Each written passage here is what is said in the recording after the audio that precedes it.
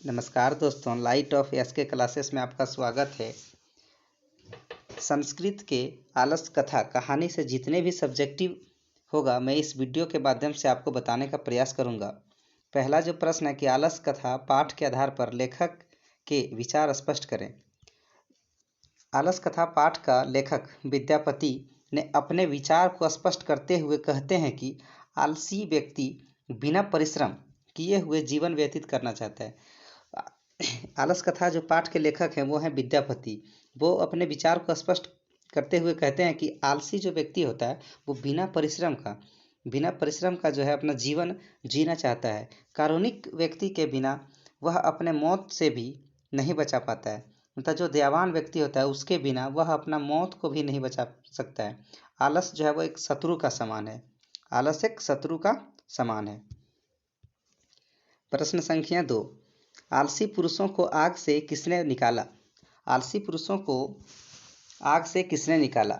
जब 4 आलसी पुरुष आग लगने पर भी घर से नहीं भागे, तब एक योगी पुरुष ने आकर उनके केसों को पकड़कर उन्हें ढकेलते हुए बाहर किया। इस प्रकार आलसी पुरुष को आग से बचाया गया। जो टोटल 4 आलसी थे उनमें से जब आग लगाया गया तो वो घर से नहीं भाग पाए।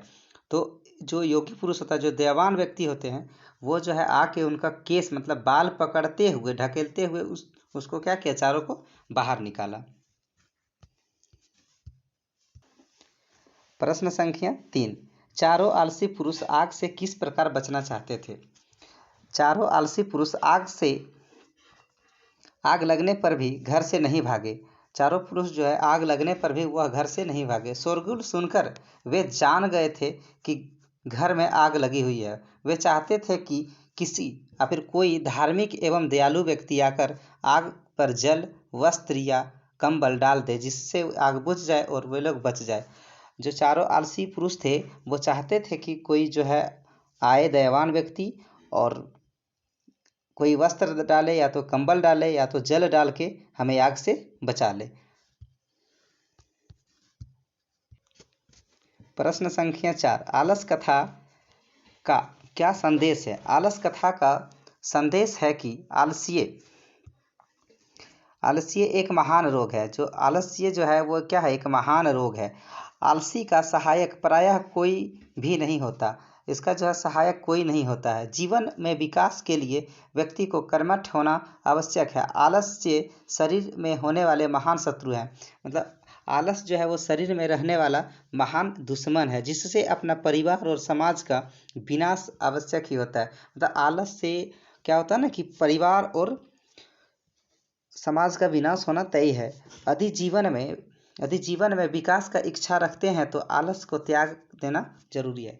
आलस जो है वो एक दुश्मन का समान है। आलस एक बहुत बड़ा बीमारी है जिससे आप अपने शारीरिक या तो सामाजिक विकास नहीं कर सकते हैं।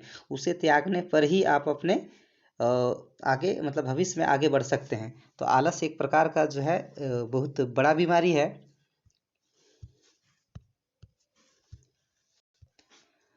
प्रश्न संख्या 5, आलस कथा से क्या शिक्षा मिलती है? मैथिली कवि विद्यापति रचित आलस कथा में आलसियों के माध्यम से शिक्षा दी गई है कि उनका भरण पोषण करुणाशीलों के बिना संभव नहीं है। जो आलसी जो होते हैं उनका भरण पोषण यानी कि उनके जो जीवन जीने का जो मतलब आधार होता है वो एक करुणाशील व्यक्ति मतलब दयावान व्यक्ति के माध्यम से ही होता है। उनका जो भरण पोषण होता है वो खुद से संभव नहीं हो पाता है। आलसी काम नहीं करते हैं। ऐसी स्थिति में कोई दयावान ही उनकी व्यवस्था कर सकता है। आलसी आत्मनिर्भर ना होकर दूसरे पर निर्भर रहता है।